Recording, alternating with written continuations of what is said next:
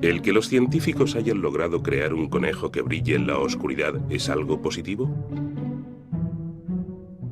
¿El que mejoren el medio ambiente mezclando los genes de especies diferentes entraría dentro de lo correcto? ¿Y el ser capaces de concebir un pollo que crezca sin plumas no es ir demasiado lejos? Para comenzar nuestro tema, debemos tomar en cuenta ciertos aspectos de la ética que no solamente son aplicables a la ciencia e investigación, sino que son considerados de manera general a distintos rubros. Aspectos tales como la experiencia del deber, en donde se considera la toma de decisiones éticas, que deben fundamentarse en valores y deberán promoverlos. Se encuentra la ética de la responsabilidad, en donde se consideran mucho las consecuencias de lo decidido, y por qué lo hago y en qué me baso. Las éticas de la convicción o racionalidad estratégica, y, lo más importante en nuestra investigación, qué debemos y qué no debemos investigar.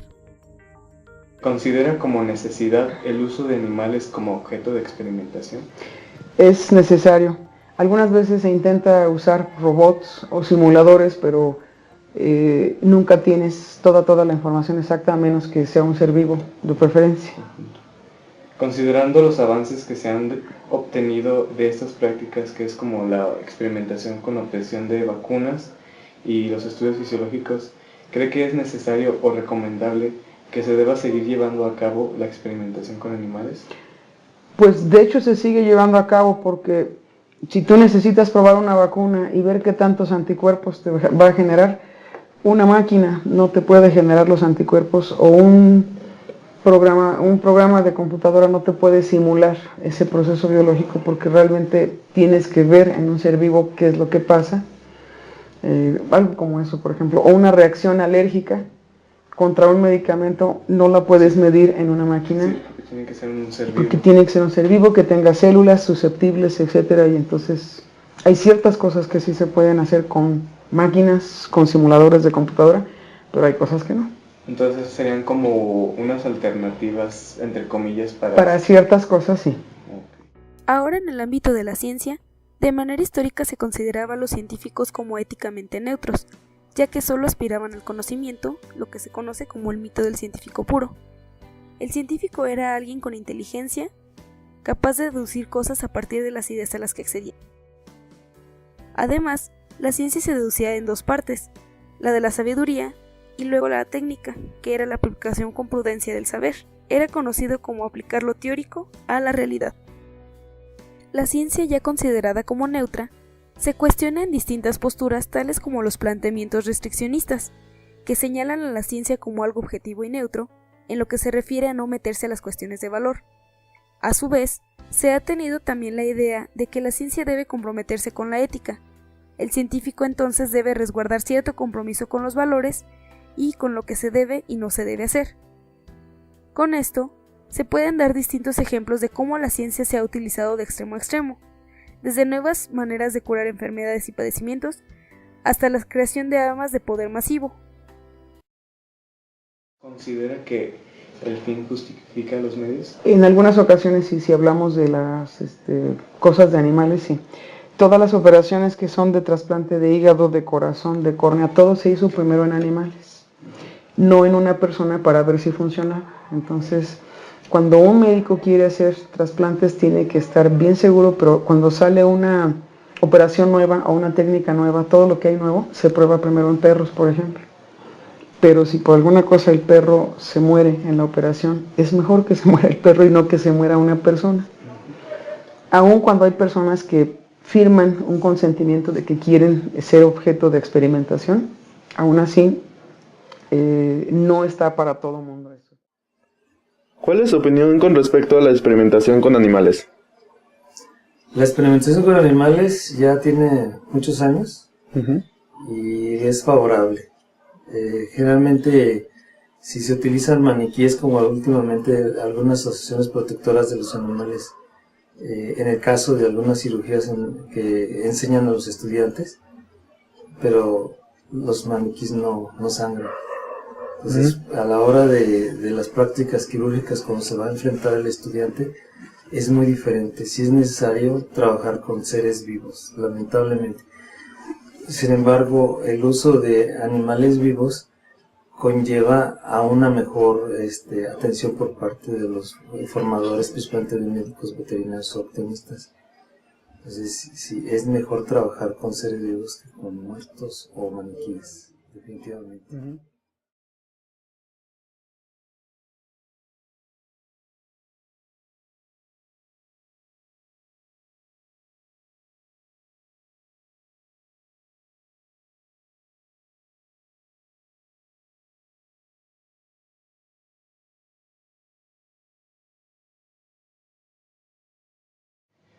¿Usted cree que la ética influye en la toma de decisiones a la hora de la experimentación con animales? Por supuesto, en todo momento la gente está consciente de la importancia de lo que está haciendo, porque sí necesitas tú usar un animal para hacer ese experimento, pero lo que mueve a muchos científicos es la idea de ayudar a personas en un momento dado, y que en vez de que uses un bebé, pues usas un cachorrito, ¿no? O una ratita o cosas así, porque tú vas a tratar de salvar la vida de una persona. Entonces, muchas veces la ética se dirige pensando en las personas y que los animales son el medio para llegar a ese bienestar. ¿Cuál es su opinión con respecto a la experimentación con animales? Bueno, en mi muy personal opinión, es un método que siempre se ha usado por muchos años. Con los científicos y les ha dado muy buenos resultados, independientemente si se hace con animales o con personas, que éticamente sería mejor con animales que con personas. Sí, esa sería mi opinión, y ha dado muy buenos resultados. Okay. ¿Considera como necesidad el uso de animales como objeto de experimentación? Generalmente cuando hacen la prueba de algunas medicinas para implementar algunos antibióticos, algunos medicamentos, es necesario implementarlo en algún organismo, y para que no tenga efectos colaterales o secundarios y evitar alguna muerte de un humano, siempre optan por hacerlo en un organismo pequeño, que viene siendo, generalmente son roedores los que utilizan. Hemos de plantearnos el principio de las 3 R's. Como científico, debo realizarme 3 preguntas en relación a cualquier experimento animal. ¿Es imprescindible el uso de animales? ¿Puedo utilizar menos animales de los que me he planteado?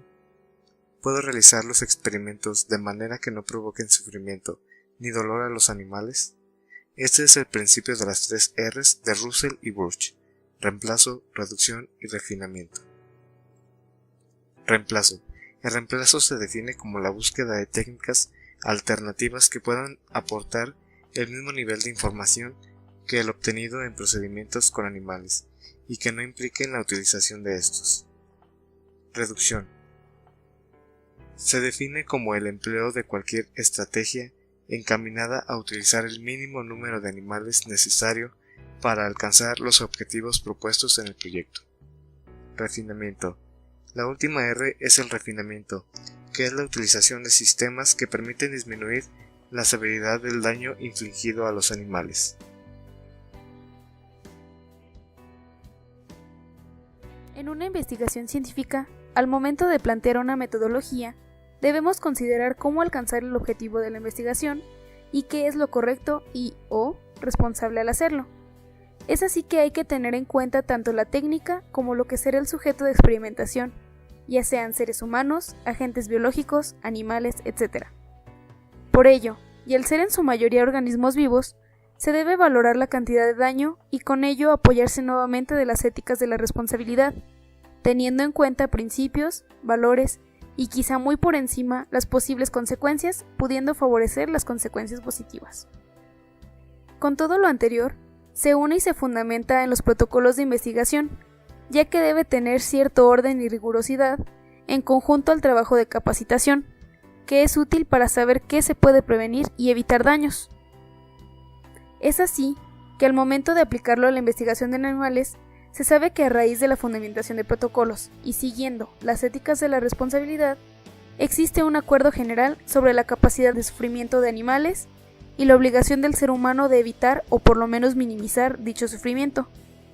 Así, se trata de implementar la reducción del uso de animales y cada vez más este uso de animales como sujeto de experimentación se vuelve moralmente menos aceptado.